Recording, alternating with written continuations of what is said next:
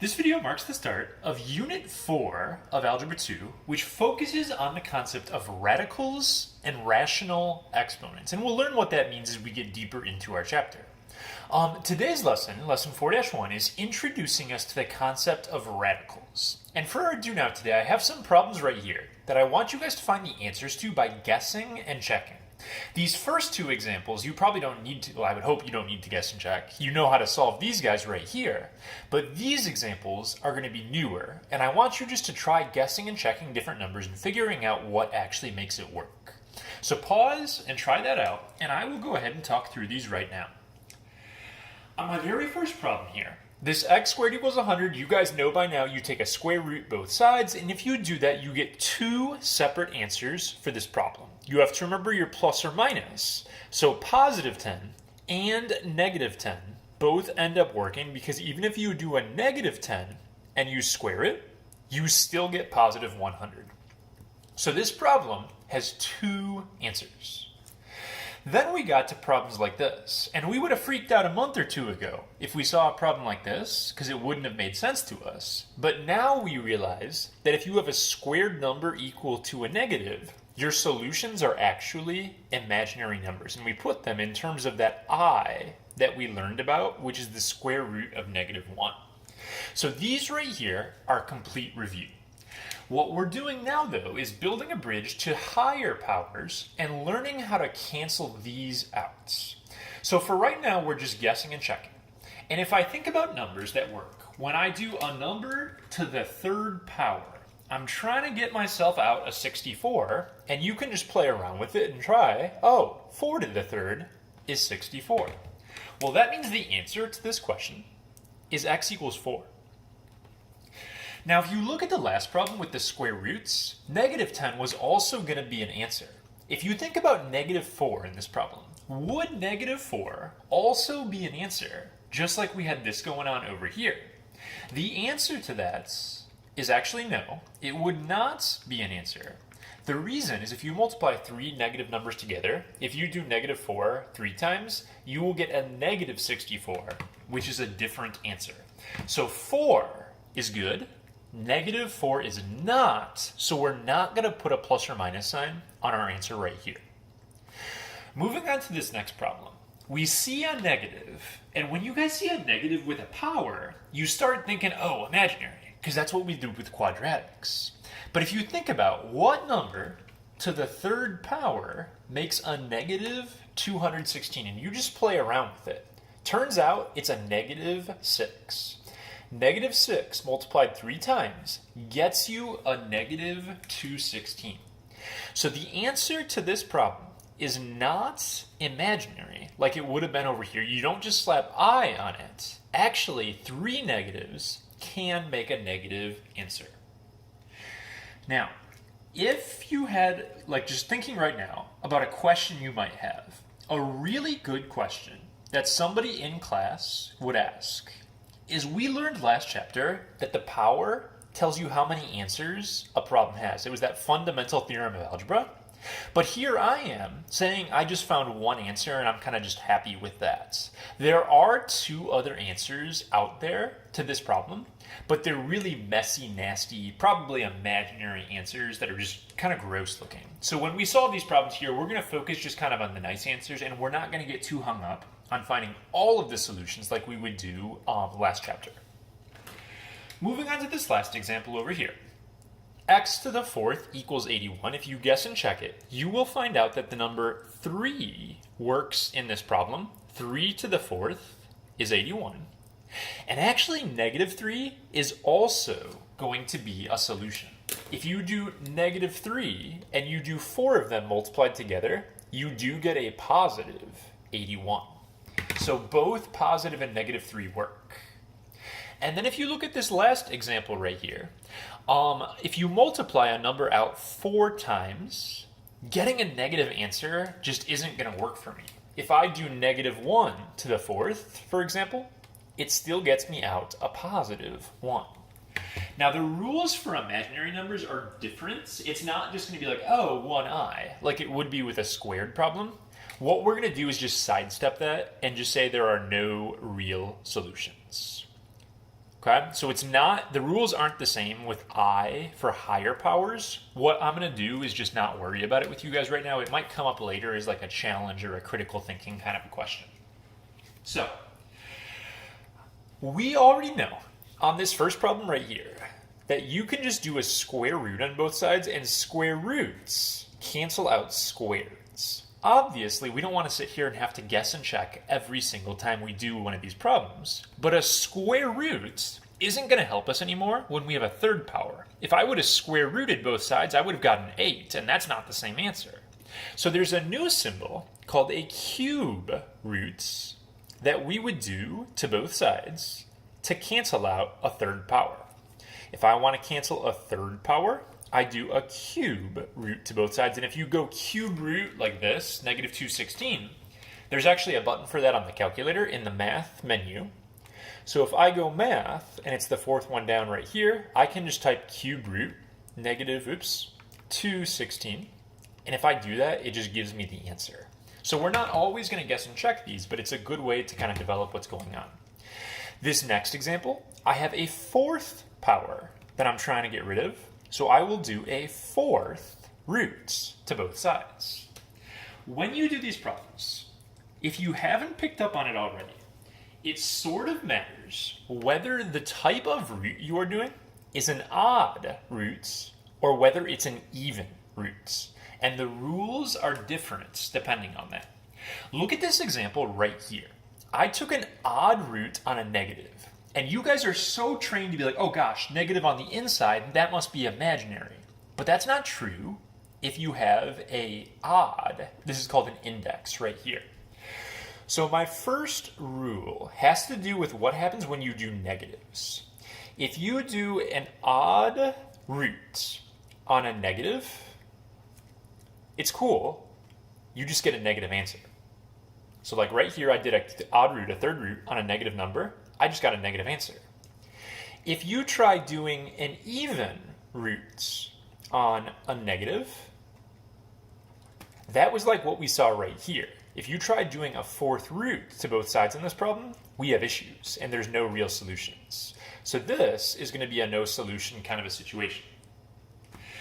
The other thing that kind of you have to remember is when there are supposed to be two answers and when there's only one in the problem. If you do an even roots to both sides, so even roots to both sides, you have to remember a plus or minus sign. So like when I did my square roots on even root, I do that to both sides. I put a plus or minus on my answer. Cube root is odd, I did not. But a fourth root is even, and I did again. So that's what you have to look out for there. So if you do an odd root to both sides, there's going to be no plus or minus sign. And hopefully that all makes sense as we're working through our examples right there, and you guys can kind of see what's going on. We have a little more vocab to develop in this video, and then we're going to go ahead and look at some examples. When you look at a radical like this, the general sign itself, this thing right here, you guys are used to calling it, oh, it's the square root sign. Well, it's not a square root sign anymore if it's got a different number on it. So this guy is called the radical sign. Radical is like a more generic, general word than square roots. So we have the radical sign. The little number right here, that would be like a cube root or a fourth root or something like that. That little guy on your roots is called the index. It tells you what type of power you are dealing with. So the index is the fancy name for the little guy right here. And then the thing on the inside, I don't use this word that much, but you might see it in like a math textbook or something. Kind of a weird word. But the word for the inside of the radical is called the radicand. So the radicand is the number you're actually taking your roots on. So every time you guys do a square roots, like if we were doing square root of 100 or something like that, the index on that is really a 2. We just don't write it because we use index 2 so much that it's understood that if you don't put it there, that's what that really is. So let's look at some example problems. First thing we're going to do is practice a little more with solving equations. And this should be pretty second nature to you guys. because your basic goal is going to be to get x by itself like we always end up seeming to do. So I'm going to have x to the 5th over 8 equals a negative 4. I'm going to multiply by 8 to both sides, and I'm going to have x to the 5th power equals a negative 32. We could guess and check this like to do now, but I actually want to use my calculator and just take care of it that way. If I want to cancel out a 5th power, I need to incorporate a 5th root on both sides. The root and the power match, and that's how they cancel each other out. So I'm going to drop a 5th root on both sides. Every time you do one of these problems, you need to check the 2 rules that we had written down right here, kind of in your head. So we're dealing with a negative right here, okay? If I take a root on a negative, if this would be a 6th root, I'd be in trouble right now. It'd be a no solution. But an odd root on a negative is totally cool. And then I need to figure out if I put a plus or minus sign. An odd root on both sides is no plus or minus sign. So I do not need my plus or minus. I would just go to math. And you can choose either the same cube root option or the one below it. It doesn't really matter.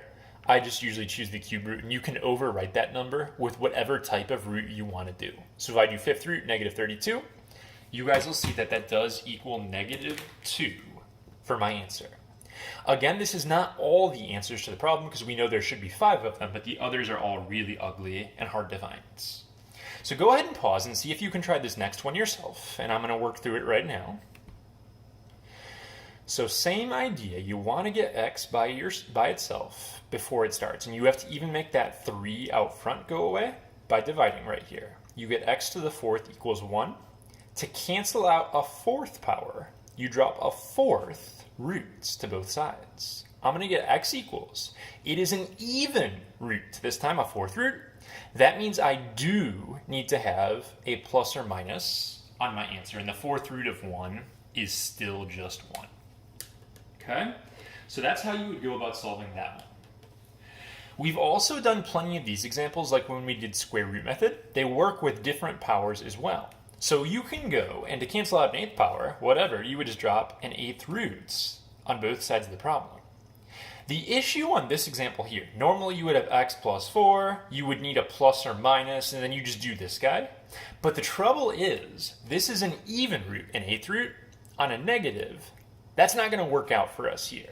So this problem actually does not have any real solutions because there was a negative under an even radical. So just be on the lookout for that, but you would solve it like all the others, basically, when you go about it. Last thing for this video is just learning how to evaluate, which we've kind of already been doing when we solve these problems, but I'm bringing in variables on the inside in addition to just a number. Now in this video, all of our problems so far have worked out to be nice. That's obviously not always going to happen. Like if you try the 6th root of 64, it's going to be nice, it's 2. But like clearly, like not every number works out that way. Like if it was square root 68 or something like that, some gross decimal. So it is totally possible you get decimals. I don't want to mislead you there. But whatever, we got 2 from doing the 6th root on the 64. So that part of my answer is just going to be 2, and that's fine. The variable right here, if you think about how this works, we're basically saying, what do we have to do 6 times to get x to the 12th? What to the 6th makes x to the 12th? That's how radicals work. The answer to that ends up being x to the 2nd, because you would have to multiply these together. So back first semester, when we learned about our little add, subtract, multiply exponent stuff, we never talked about when you divide exponents. Turns out it's when you have a radical involved. So the answer to this first example would be a 2x squared. Okay, so on our next example, they gave us a decimal, and that's never great. I could just type it in the calculator, and there's nothing wrong with that per se, but I like dealing with these as fractions better. So the first thing I'm going to do with this example, I know that negative 0.125 is the same thing as 1 over 8, negative 1 over 8. So this decimal matches this fraction right here.